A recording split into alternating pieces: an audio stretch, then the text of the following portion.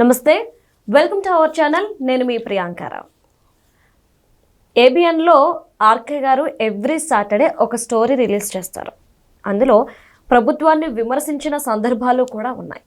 మరి ఈ నేపథ్యంలో తిరుమల తిరుపతి దేవస్థానంలో కల్తీ నెయ్యి వ్యవహారం అందరికీ తెలిసిందే. గత కొన్నాళ్లుగా దీని మీద ఎన్నో విషయాలు ఇప్పటివరకు తెలియని బయటకు వచ్చినాయి. ఈ నేపథ్యంలో ఆర్కే గారు ఈవోను కూడా ఇరికించే ప్రయత్నం చేశారు. మరి అసలు ఆర్కే గారు ఏం చెప్పారు?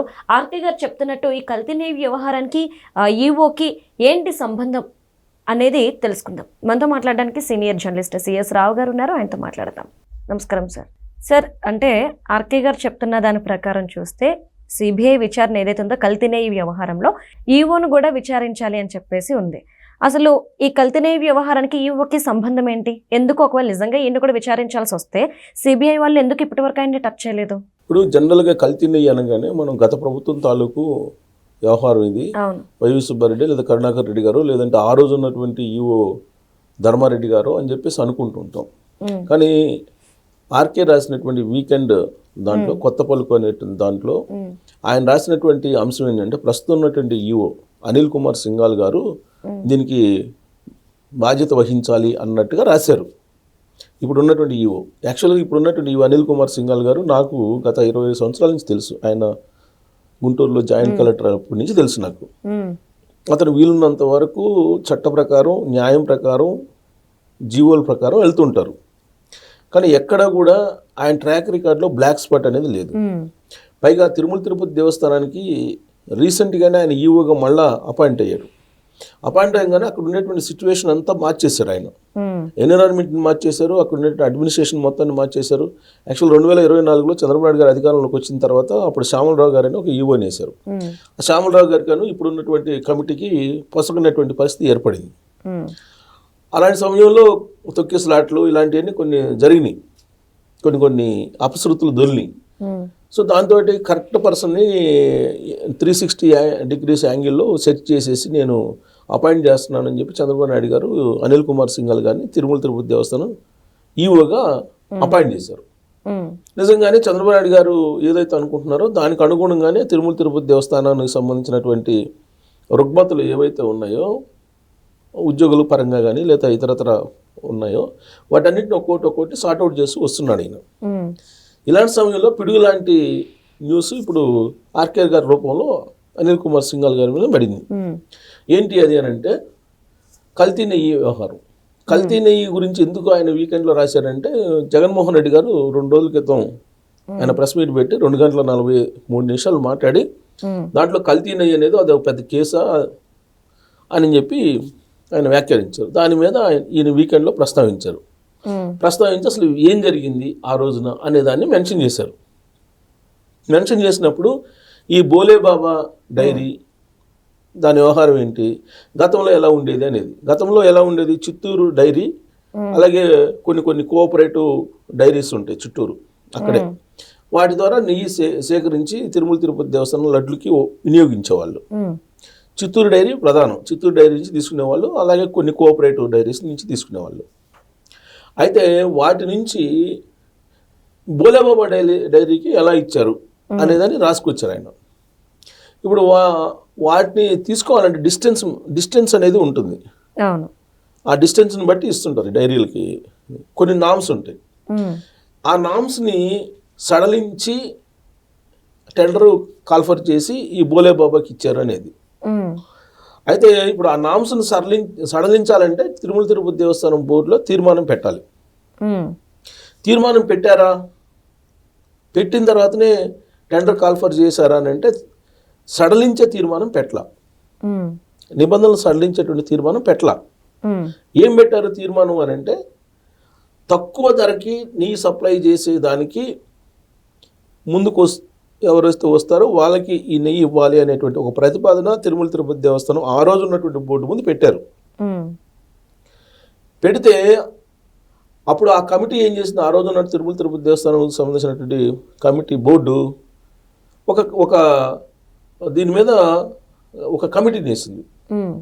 దీని మీద ఏ నిర్ణయం తీసుకోవాలి అనేది ఒక కమిటీని వేస్తూ నిర్ణయం తీసుకుంది. యాక్చువల్గా ప్రపోజల్ ఏం పెట్టారు, తక్కువ నెయ్యికి నెయ్యిని ఎలా తీసుకోవాలి అనే దాని మీద తీర్మానం పెట్టారు. ఆ తీర్మానంలో ఆ తీర్మానం మీద చర్చించారు. చర్చించిన తర్వాత దీన్ని నిర్ణయించడానికి ఒక కమిటీని వేద్దాము, ఆ కమిటీ ఇచ్చే సిఫారసులను బట్టి నిర్ణయం తీసుకున్నాము అని చెప్పేసి ఆ తీర్మానానికి సంబంధించినటువంటి రెజల్యూషన్ పాస్ చేశారు. ఆ కమిటీలో ఎవరెవరు నేసారు? వేమిరెడ్డి ప్రశాంత్ రెడ్డి గారు, ప్రజెంట్ ఎమ్మెల్యే, తెలుగుదేశం పార్టీ. అప్పట్లో వేమిరెడ్డి ప్రభాకర్ రెడ్డి గారు వైఎస్ఆర్ కాంగ్రెస్ పార్టీలో ఉన్నారు. ప్రశాంత్ రెడ్డి గారు, తర్వాత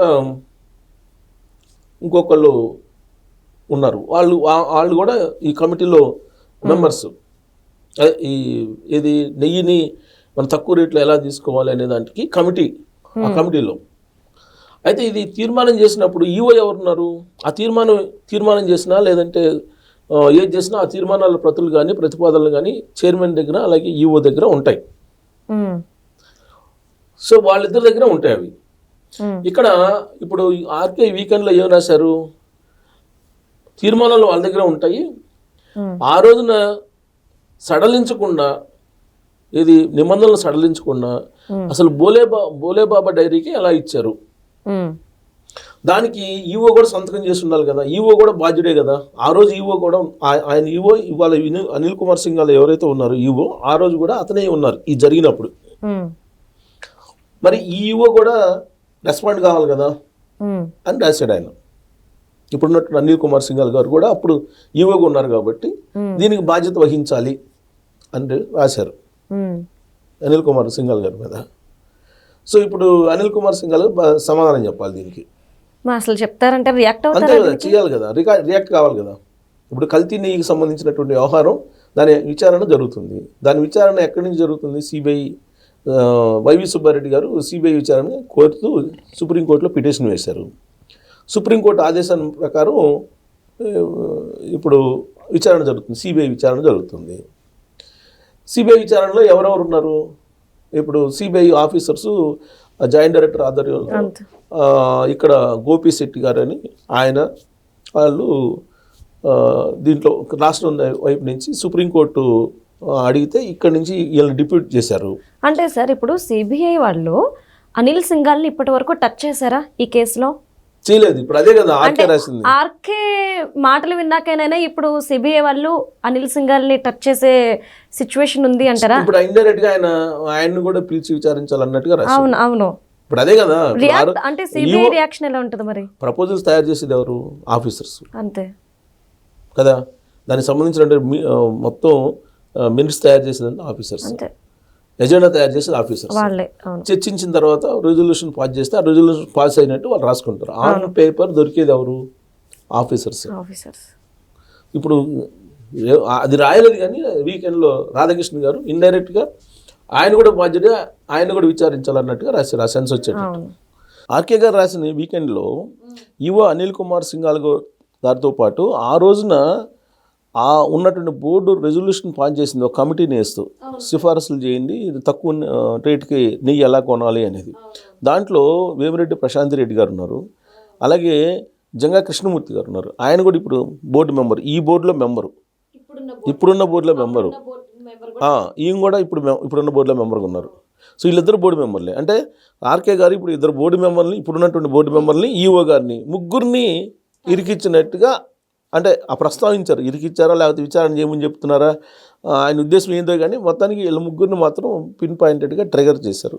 సో కాకపోతే ఇంకోటి ఏంటంటే ఇప్పుడు ఆ గోపిశెట్టి అనే అతను ఇప్పుడు ఉన్నారు సిబిఐలో, అదే సిబిఐ టీంలో, సిబిఐ చేసినటువంటి ఆఫీసర్స్ టీంలో సిబిఐ ఆఫీసర్స్ ఎంకరేజ్ చేస్తున్నారు. ఆయన్ని జగన్మోహన్ రెడ్డి గారు ఈ మధ్యకాలంలో వాడు వీడు అంటూ కొంతమందిని మాట్లాడారు. కృష్ణయ్య అని ఒక ఐఏఎస్ ఉన్నారు, ఆ ఐఏఎస్కి సంబంధించిన బంధువేతను. సో వాడు అందరూ ఒకటేను, చంద్రబాబు నాయుడు గారు వేసినటువంటి ఇది వాళ్ళ మధ్య రిలేషన్స్ ఉంది, వాడు వీడు అంటూ అన్పార్లమెంటరీ వర్డ్స్ని ఉపయోగించారు. అది కూడా మెన్షన్ చేశారు. మరి అన్పార్లమెంటరీ వర్డ్స్ని అందులో యాదవ్ సామాజిక వర్గం, యాదవ్ సంఘాలన్నీ ఏమైపోయినట్టు? Right sir. అంటే యాదవ్ సంఘాలన్నీ ఏమైపోయినాయి అని మీరు అడిగినప్పుడు నాకు ఒక చిన్న డౌట్. రీసెంట్గా ఎన్టీఆర్ గారి విగ్రహం ఏర్పాటు చేస్తున్నప్పుడు ఆ మురళిని చేతిలో పెడితే అది ఎందుకు పెట్టారని యాదవ సంఘాలన్నీ వచ్చేసి తీస్తారా లేదా అని ఆ రోజు చాలా పెద్ద గొడవ చేశారు. మరి ఇంత పెద్ద గొడవ, ఇంత ఇష్యూలో ఎందుకు రియాక్ట్ అవ్వట్లేదు? ఆ సామాజిక వర్గానికి సంబంధించిన ఐపీఎస్ ని బాహాటంగా ఒక మాజీ సీఎం వాడు వీడు అంటుంటే ఆ సంఘాలన్నీ కాముగా ఉన్నాయి. ఆ సంఘ నాయకుడు ఇప్పుడు ఆర్ కృష్ణ గారు ఎక్కడ ఉన్నారో ఏంటో అంటే వాళ్ళ టార్గెట్ ఓన్లీ చౌదరిలా? ఇప్పుడు చంద్రబాబు నాయుడు గారు లేదంటే ఈ పవన్ కళ్యాణ్ గారు, లోకేష్ గారు ఏదన్నా అంటే మాత్రం మొత్తం ధర్నాలు చేస్తారు, ఆరోపణలు చేస్తారు, ఆందోళన చేస్తారు. జగన్మోహన్ రెడ్డి గారు అంటే ఎందుకు చేయట్లేదు? నాకు తెలిసి ఈ వీడియోకి వాళ్ళు రియాక్ట్ అవ్వాలి అనుకున్నా. Actually right question sir. చిన్న చిన్న వాటికి లేదా అభిమానానికి వీటికి రియాక్ట్ అయినప్పుడు ఒక మనిషి అంటే ఒక డిఐజీ ఆఫీసర్ని సంబంధించి ఒక వ్యక్తిగతంగా దుర్భాషలాడడం అనేది సామాన్య విషయం కాదు. ఒకటే కాదు, ఇప్పుడు వాళ్ళ ఐపీఎస్ సంఘం ఉంది కదా. అవును, ఐపీఎస్ సంఘం ఏమైపోయినట్టు? అంటే జగన్మోహన్ రెడ్డి గారికి భయపడుతున్నారా వీళ్ళంతా? మరి అదే అనుకోవాలి. ఐపీఎస్ సంఘం ఇప్పుడు వాళ్ళు తోటి ఐపీఎస్ని వాడు వీడు అంటుంటే ఐపీఎస్ సంఘం ఏమైపోయినట్టు? ఐపీఎస్ సంఘం ఐఏఎస్ రిటైర్డ్ ఐఏఎస్ అనుకోండి, కృష్ణయ్య అనే ఆయన, సరే రిటైర్డ్ ఐఏఎస్ అయినా, ఇప్పుడు ఐఏఎస్ అయినా రిటైర్డ్ ఐఏఎస్ అయినా ఒకటే కదా. ఐఏఎస్ఎల్ సంఘం కానీ ఐపీఎస్ఎల్ సంఘం కానీ వాళ్ళు రియాక్ట్ కావాలి కదా. అట్లీస్ట్ డిఐజీ రేంజ్ డిఐజీని కూడా అన్నారు కదా సార్, వాడెవడో అని చెప్పేసి వాడు అన్నాడు, క్లియర్ గా అన్నాడు. డిఐజీ డిపార్ట్మెంట్ ఉన్న వాళ్ళు కూడా రియాక్ట్ అవ్వాలి కదా. ఒక పోలీస్ అధికారిని బట్టలు ఉడదీస్తాను అన్నప్పుడు ఒక మహిళ వచ్చి మాట్లాడింది ఉడది అని. మరి వీళ్ళంతా ఎందుకు రావట్లేదు? ఇండైరెక్ట్ గా భయపడుతున్నారు అనుకోవాలి. ఆర్కే గారు కూడా అదే మెన్షన్ చేశారు. ఓకే, ఏది ఆయన వాడి వీడు అన్నా కానీ వీళ్ళు యాదవ్ సంఘం సంబంధించి అంతర్జాతీయ జాతీయ సంఘాలు కూడా ఉన్నాయి యాదవ్ సంఘాలు. మరి అవన్నీ ఏమైపోతున్నట్టు? నిలదీయాలి కదా. జగన్మోహన్ రెడ్డి గారు ఎక్కడ కనపడితే అక్కడ నిలదీసి సారీ చెప్పించాలి కదా. నిజమే, కానీ ఆ దిశగా ఆలోచించట్లేదు. అదొకటి. ఈఓ గారిని మాత్రం పిన్ పాయింటెడ్గా మరి రాధాకృష్ణ గారు ఎందుకు ట్రిగర్ చేశారనేది అర్థం కావట్లేదు. వీకెండ్లో హైలైట్ పాయింట్గా నాకైతే అది కనిపించింది. Okay, right. Thank you so much sir. Thank you.